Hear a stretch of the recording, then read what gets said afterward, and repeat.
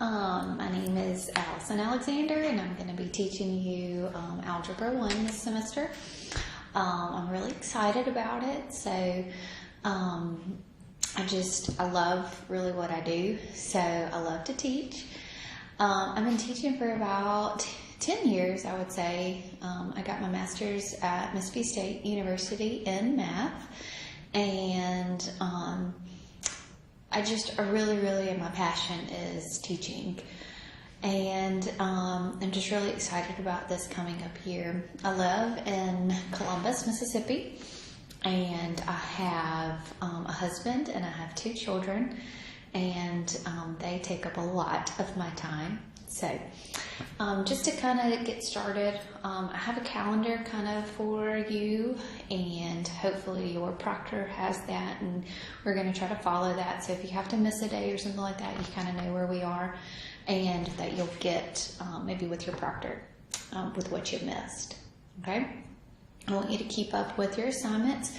Make sure that you do your homework every night. Your proctor is going to check that in the morning, every morning. And she's going to report back to me on what questions you missed and all that. So, or he, I guess you could have a he proctor. And so just make sure that you continue to do that homework. Okay, we're going to have tests in this class, and we're also going to have some quizzes. So just make sure we'll try to always review before a test, a big test. And some days we will review before a quiz, but a lot of times you're on your own with knowing the material and getting prepared for it. So if you have any questions, always please let me know. Okay, tell your proctor and they'll get with me, and I'll try to address it, whatever problems you may have. Okay, so one thing I would like you to do for me today is to on a sheet of paper write your name, what school you're from, something interesting about you, what you want to do with your life, and where you see yourself in a few years. Maybe it's going to college, maybe it is getting a job when you graduate. I don't know, just maybe after graduation, kind of what your plans may be. Okay? I know that's a ways away, but just kind of be thinking of what you want to do. So I just would love that, and give it to your proctor, and then she'll get it to me so I can read all of those. Okay, so we're going to start today with a lesson 1 on absolute value. So let's get started. Can I get this turned on?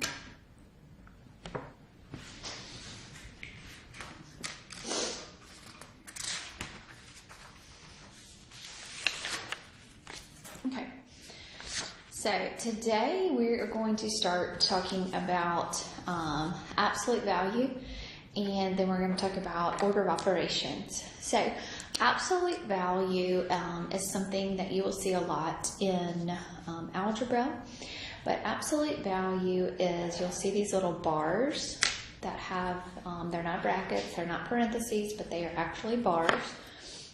Those actually represent the distance the number is from 0. Okay, so absolute value represents the distance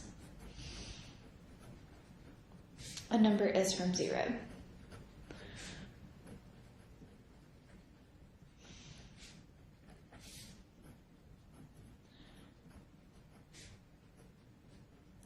Okay, so what that means is that inside that absolute value, there is an operation inside there. You may have addition, you may have subtraction inside that operation, or you could possibly just have a number. So if I had just the absolute value of 5 inside there, that means that 5 is actually 5 units away from 0. So the absolute value of 5 is going to be a 5. The absolute value of a -5, that means that the distance that number is from 0, so that still is going to be 5 units, even though it's to the left, it's still 5 units of distance. Distance is always positive. Okay, so absolute value, whenever you take the absolute value of a number, it will always be positive. Okay, all right, so let's do some examples here. My first example, I have the absolute value of a -12. So the absolute value of negative 12 is indeed going to be a positive 12. Okay? All right, this next one here, number 2, I have the absolute value of negative 2 plus the absolute value of 5. Okay, so here the number is by itself in the absolute value. So what I'm going to do is I'm going to take the absolute value of negative 2. So the absolute value of negative 2 is a positive 2. I'm going to take the absolute value of 5, which is a positive 5, and then I'm going to add those two things together. So now I'm going to do that addition. So 2 plus a 5 is going to be a 7. Okay, so far so good. Okay, so now look at this one. This one's different. This one's different because it's the absolute value of 20 minus a 17. So it's the absolute value, and inside that absolute value is a subtraction problem. So the first thing that I'm going to do is I am going to subtract. Okay, then take absolute value.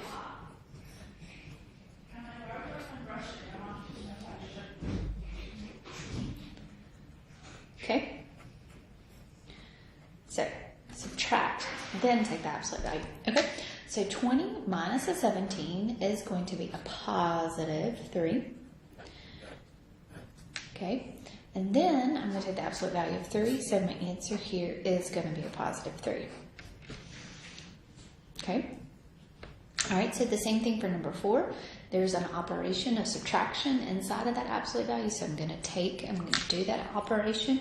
So negative 19 minus 2 is going to be a negative 20. 21.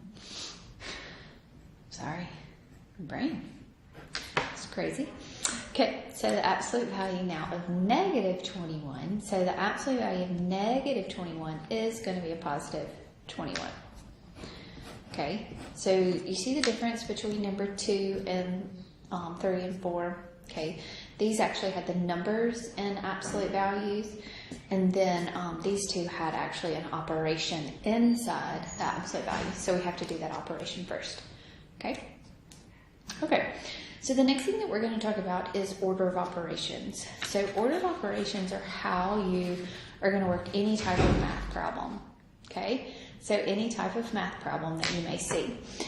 So it's just a way that you're going to be able to actually solve your equations and do types of calculus problems, simplifying things, or using order of operations. So order of operations do not go away. Okay, so order of operations are, please excuse my dear Aunt Sally. Okay, so P actually represents your parentheses. Okay, a parentheses means that you can actually have a grouping with actual parentheses. You could have brackets, because brackets are also a type of closure. So that means that they are closed. It's a closed something, and then there'll be something inside of there. Okay, you could also have your absolute value like we just worked.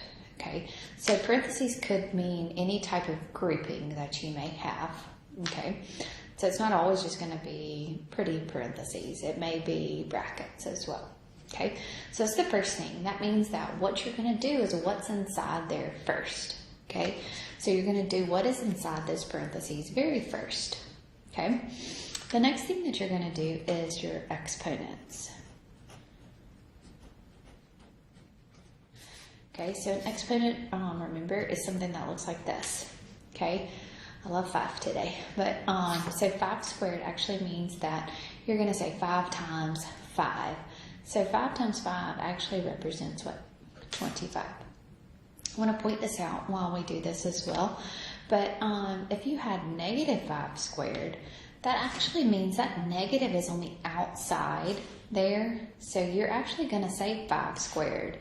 5 squared is a 25, but then you're going to multiply it by a negative. So that answer is actually going to be a negative 25. Okay? When it's not here, when the parentheses, when you have a negative 5 squared, so that is actually going to be negative 5 times negative 5. and a negative times a negative gives you a positive 25. Does that make sense? How these three things are different, how they represent something different. 5 is your 5 is going to be squared. Okay, same thing here. That negative 5 squared, that negative is on the outside of that squared. And your base is not negative. Okay, so that answer would be a negative value. Okay. All right, the next part of your order of operations is going to be multiply, and then divide, and then addition, and subtract. Okay, so just note this, that multiply and divide actually are the same. They're on the same level, which means that you're going to work those together at the same time. So if they're in one problem together, you are going to work left to right if you have multiplication and division. So we'll work some problems so that you'll kind of see that there. But multiply and divide, you're always going to work left to right if you see that across. Same thing with addition and subtraction, you are going to work left to right. So those are on the same level, okay? Not one of them doesn't come before the other one. Okay, they're on the same level, so you're always going to work left to right. Okay? So these are your order of operations. And I say, please excuse my dear Aunt Sally. I think there's some like apples and bananas, other ones, but that's the one that I always stick with. Okay? All right, let's do some examples. And I'm going to ask you, a lot of times I'm going to work a problem, and then I'm going to ask maybe to pause the video for the next problem. So I'm going to put it up there, and then I'm going to try to let you work it and then see if you got it right. And so I'm going to ask you sometimes to stop. Okay? All right, let's look here.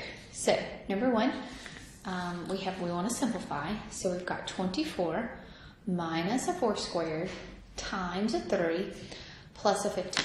So order of operations tell me that I am going to work the exponent first. So I want to simplify the 4 squared first. Then I'm going to work my multiplication. Okay, then that'll be simplified right there. And so then you can do 24 minus whatever this value is, then plus your 15. So let's go from there. So 4 squared is going to be a 16. So this is going to be a negative 16 times a 3 plus a 15. Okay, now we're going to work the multiplication. So 16 times 3 is a 48.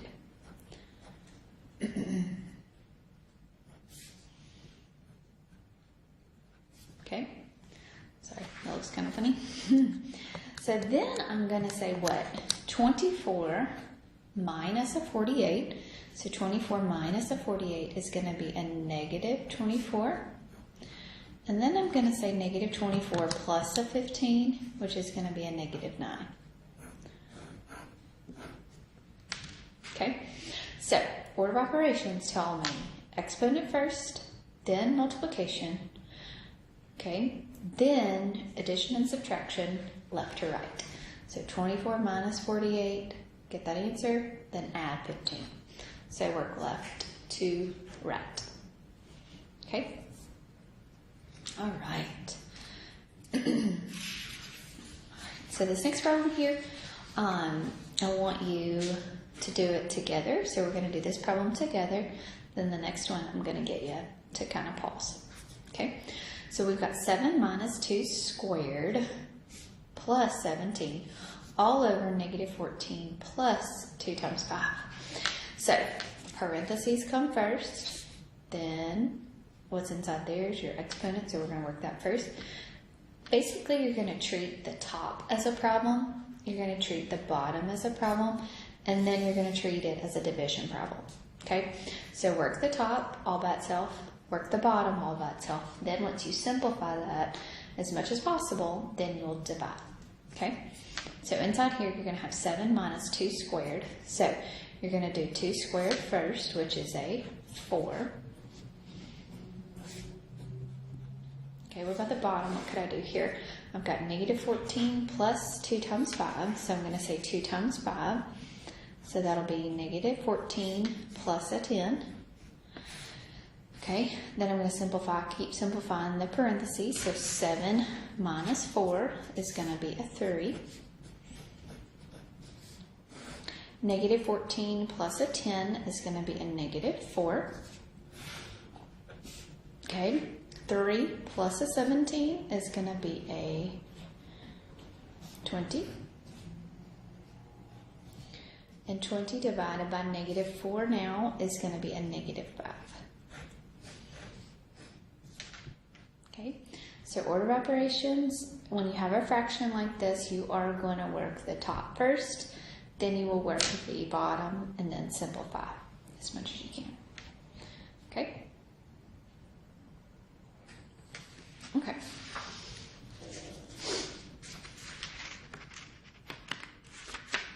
Let's do this one now. I want you to try to do this one by yourself. So, it's simplify 5 squared minus 3 to the 4th all over parentheses here, so 2 cubed minus 5 times 6 squared divided by 9. Okay, so I want you to pause the video and try to do it yourself. Okay, so here we go. So we're going to work the top first, work the bottom at the same time, so treat it as a different problem as well. So in the top, we're going to do the exponents first. So 5 squared gives me a 25. 3 to the 4th gives me a 81. Okay, 2 cubed. So now I've got parentheses and there's a multiplication sign right there. Okay, so I'm going to work inside this parentheses first. So the first thing I'm going to do is say 2 cubed. So 2 cubed is an 8. Inside here, I'm just also going to work inside this parentheses. So 6 squared inside there is something I would do first. So that's going to be a 36. Okay, so then I'll say 25 minus an 81, which is a negative 56. Okay, 8 minus a 5 gives me a 3. And then 36 divided by 9 is going to give me a 4. Okay, so 3 times 4 is going to give me a 12. So 56 divided by, or a negative 56 divided by 12 does not go evenly. So you could then break this down. What can go both into 56 and 12? 4 can go into 56 14 times, and 4 can go into 12 3 times. So there is your final answer. Okay, or you can change it into a mixed number. You'll know how to do that. So you would say 3 goes into 14. It would be what? 4. 4 times 3 is 12. So 3 and 2 over, or I'm sorry, 4 and 2/3. So that would be the next answer. But it would be a what? Negative. So that could be an answer as well. Or you could give me a decimal. And the decimal 2/3. So that would be a negative 4 point what? 6667 if you rounded it, or like put the little bars at the top of it. So you can either round it or put the bars at the top. So either one of these answers is an okay answer for me. Okay, just as long as you are understanding your order of operations. Okay, good deal. All right, let's do another one here. Okay, so here we've got a negative times the absolute value of negative 9 minus 10 plus 12 squared divided by 6 times 3. So take a minute, pause the video, and try to work this problem out as well. Okay, and then we'll start back in just a second. Okay, so here I'm going to work what's inside this absolute value. So what's inside this absolute value is negative 9 minus a 10, which is a negative 19. Okay, the next thing that I'm going to work is a 12 squared, which is a 144. Okay, So then I'm going to take the absolute value of a negative 19, okay? This is like a negative 1 out here. Just know that when there's a negative on the outside of that, it's the same thing as if there's a negative 1 on the outside of a parentheses, okay? So there's a negative outside of here, but the absolute value actually represents an operation. So it's a little bit different than the parentheses. It's not like you're gonna move it all around there. So I need to actually take the absolute value of that negative 19. So if I take the absolute value of negative 19, that is going to be a positive 19. There is this negative on the outside, so we're going to have a negative 19. Okay, so far so good. Okay, so then here, right in this part right here, you're going to work left to right. So you're going to say 144 divided by 6, okay, which is going to be a 24. Then you are going to multiply that times 30. So 24 times 30 is what? A 72?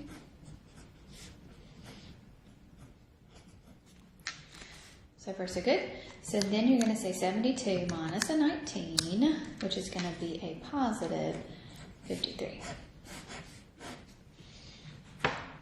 Okay? So far so good. All right, do some more. And then I'm going to let you work on your homework. Okay? All right, so let's look at this one. This one's 84 divided by 12 plus, in parentheses, 5 minus 7 squared minus 72 divided by 6 times a 2. All right. So 84 divided by 12, I could go ahead and simplify that. So that is going to be a 7. Okay? And then I'm going to have 5 minus 7 squared is going to be a 49. Okay, minus 72 divided by 6. So 72 divided by 6, because this is multiplication, that is division. So you work left to right. So 72 divided by 6 is going to give me a 12. Okay. So now I'm going to simplify inside this parentheses. So 5 minus a 49 is going to be a negative 44. Okay. And then 12 times a 2 is going to give me a negative 24. Yes? So now, simplify left to right. So 7 plus a negative 44, so that's a subtraction problem. So that's just the same thing as saying 7 minus 44. Okay, so it's subtraction. So 7 minus 44 will be a negative 37. Okay, and then negative 37 minus a 24, we will then add those. Okay, we're going in the hole a negative amount of money. Okay, so a negative 37 minus a 24 is going to be a negative, what, 61?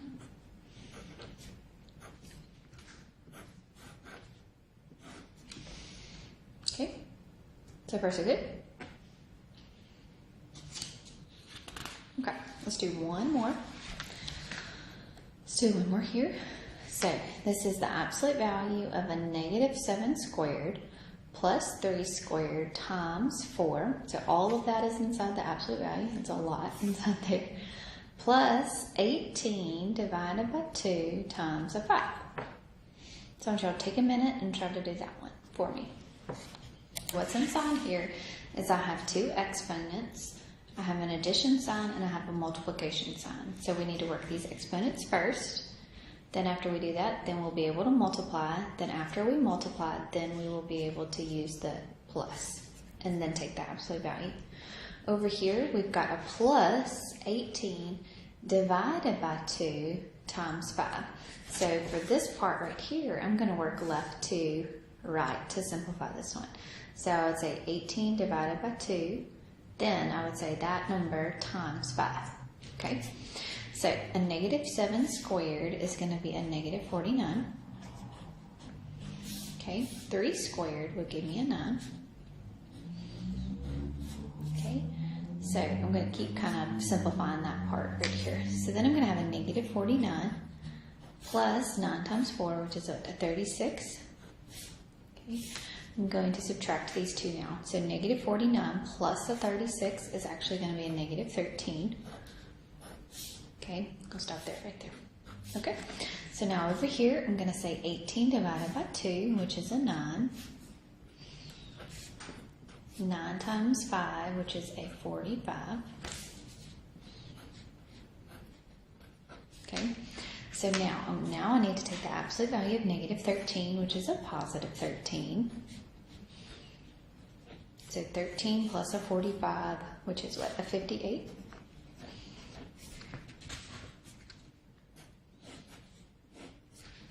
Okay, so far so good. Okay, so tonight for homework, please make sure that you complete your introduction. So first thing I need you to do is your intro about yourself. Okay, and then the second thing I need you to do is your homework sheet.